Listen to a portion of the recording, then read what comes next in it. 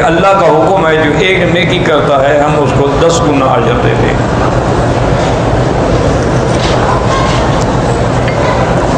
اور کبھی اللہ تبارک و تعالیٰ اس کو 10 گنا کے بجائے 700 گنا ثواب بھی دیتے ہیں، اور کبھی اللہ تبارک و تعالیٰ اس کو حرمت مکان کے اعتبار سے، جیسے مسجد الحرام ہے تو وہاں ایک نماز کا 1,00,000 کا ثواب دیتے ہیں۔ اسی طرح کبھی حرمت زمان ہوتی ہے کہ ایک رات جو ہے لیلۃ القدر کی، جس نے اس میں اللہ کے لیے خالص عبادت کی 1000 مہینے کی عبادت سے بڑھا دیتے ہیں۔ تو یہ اللہ تبارک و تعالیٰ کے انعامات ہیں اپنے بندوں۔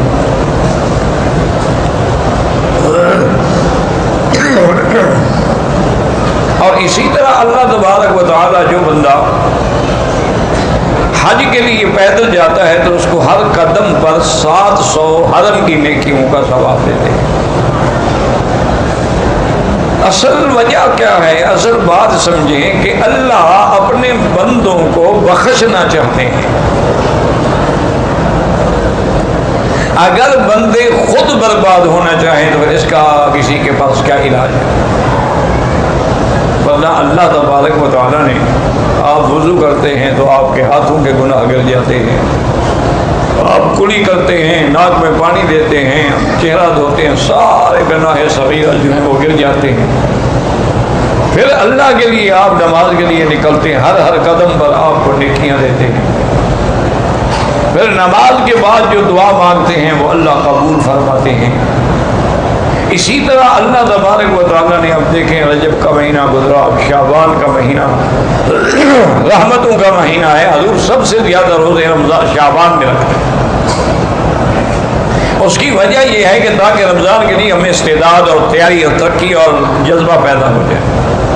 اور یہ بھی دعا فرماتے تھے کہ اللہم بلغتنا شعبان بلغنا رمضان، یا اللہ جیسے آپ نے ہمیں شعبان نصیب کیا ایسے رمضان نصیب فرمائے۔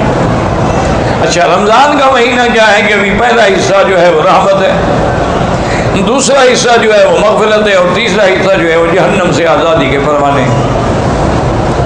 اسی طرح حدیث مبارک میں آتا ہے کہ مسلمان کے لیے 2 خوشیاں ہیں۔ ایک جب وہ افطار کرتا ہے تو خوشی ہوتی ہے کہ سارا دن کا پیاسا ہے، بھوکا ہے، اب اللہ کی نعمت سامنے، اور ایک اس دن خوشی ہوگی جس دن اللہ تبارک و تعالیٰ کا دیدار کرے گا۔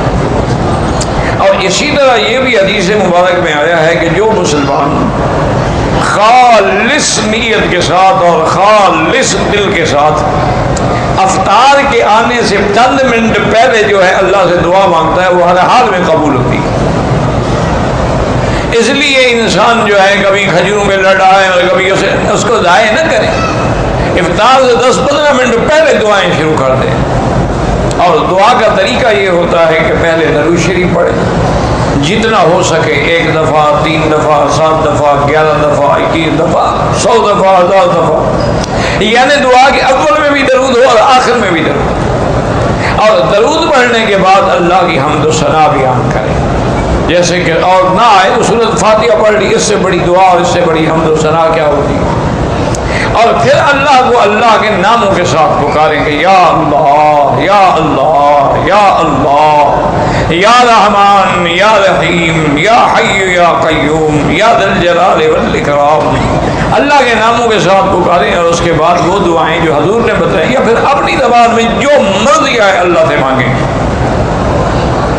لیکن کسی کی انسان کی بربادی اور ہلاکت کی دعا نہ مانگیں، اور کسی رشتہ داروں کو لڑانے کی اور قطع رحم کی دعا نہ مانگیں، اور کسی حرام کو ملنے کی دعا نہ مانگیں۔ اور تو وہ دعائیں جو ہے ہر حال میں اللہ تبارک و تعالیٰ قبول فرماتے ہیں۔ اس لیے حدیث مبارک میں آتا ہے میرے محبوب نے، محبوب دو عالم صلی اللہ علیہ وسلم نے فرمایا کہ دعا کبھی خالی نہیں جاتی۔ یا تو جو آدمی مانگ رہا ہے کہ یا اللہ مجھے حج نصیب فرما دے، حج نصیب ہو گیا، یا دعا مانگ رہا ہے لیکن وہ تو بھی چیز نہیں ملی لیکن مصیبت آ رہی تھی، اللہ نے اس کو دفع کر دیا۔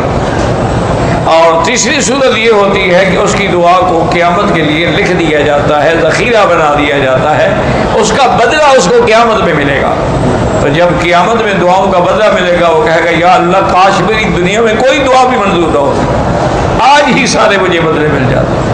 تو یاد رکھیں کہ دعا جو ہے وہ کبھی خالی نہیں جاتی، صرف شرط یہ ہے کہ مانگنے والا ہو، شرط یہ ہے کہ اخلاص ہو، شرط یہ ہے کہ تڑپ ہو، شرط یہ ہے کہ درد دل سے دعا مانگے۔ جو دعا دل سے نکلتی ہے نا یاد رکھیں وہ اثر رکھتی ہے۔ اور اسی طرح حضور نے منع فرمایا ہے کہ ان قلب اللاہم، کہ اگر زبان پر تو دعا مانگ رہے یا اللہ آج نصیب فرما، عمرہ نصیب فرما، رمضان نصیب فرما، مدینہ پاک، لیکن دل غافل ہے، دل کسی اور طرف لگا ہوا ہے۔ کیا مانا بر زبان تسبیح و درد دل گاؤ خر، یہ زبان پر تو تسبیح ہے لا الہ الا اللہ، اور خیال یہ ہے کہ پتہ نہیں میرا گدھا جو ہے اس کو کسی نے پانی پلایا ہے نہیں پلایا۔ تو اب زبان کے اندر تو تسبیح ہے اور دل کے اندر کھوتا اور گدھا کھڑا ہوا ہے، تو دعا کہاں منظور ہوگی؟ دعا یہاں مانگ رہا ہے اور خیال یار پتہ نہیں میرے بیوی بچوں کا کیا بنا، وہاں ملک میں کیا حال ہوگا، گھر میں کیا حال ہوگا، پتہ نہیں راشن بھی ہے کہ نہیں ہے، تو پھر دعا مانگنے کی کیا ضرورت؟ اس لیے حضور پاک نے فرمایا کہ غافل دل سے کبھی دعا نہ کرو۔ اور علماء نے اور اولیاء اللہ نے لکھا ہے کہ جب دعا مانگو اور دل لگتا جائے دعا میں کہ بالکل زبان پہ دعا ہے، آنکھوں میں آنسو ہیں، دل میں رقت ہے، بدن میں خوف ہے، بدن پہ لرزہ طاری ہو رہا ہے، سمجھو کہ رحمت کی گھڑی آ گئی ہے، اور مانگو اور مانگو اور دعا مانگ رہے ہو دل نہیں لگ رہا بس کر دو۔ ایسا نہ ہو کبھی نافرمانی کی وجہ سے کہ اچھا مانگتے مجھ سے اور دیکھتے ادھر ہو۔ اب دیکھیں نا مثال کے طور پر آپ کسی بادشاہ کے سامنے یا گورنر کے سامنے یا حاکم کے سامنے کھڑے ہو کے بات کریں، بات اس سے کریں اور دیکھیں اس طرف، تو وہ کہے گا یہ کون ہے بے وقوف، نکالو اس کو مجلس سے، بات مجھ سے کر رہا ہے اور دیکھ ادھر رہا ہے۔ تو آپ مانگیں تو اللہ سے اور نظر ادھر ہو اور دل ادھر ہو اور خیالات ادھر ہو، دعا کیسے منظور؟ وہ دعائیں اس لیے منظور نہیں ہوتی ہیں کہ ان کے اندر اخلاص نہیں ہوتا، ان کے اندر وہ اطمینان اور یقین نہیں ہوتا۔ ورنہ جب اللہ کا حکم ہے کہ مجھ سے مانگو تو اللہ کا فرمان سے زیادہ سچا فرمان کس کا ہے؟ اللہ نے فرمایا مجھ سے مانگو میں تمہیں دوں گا۔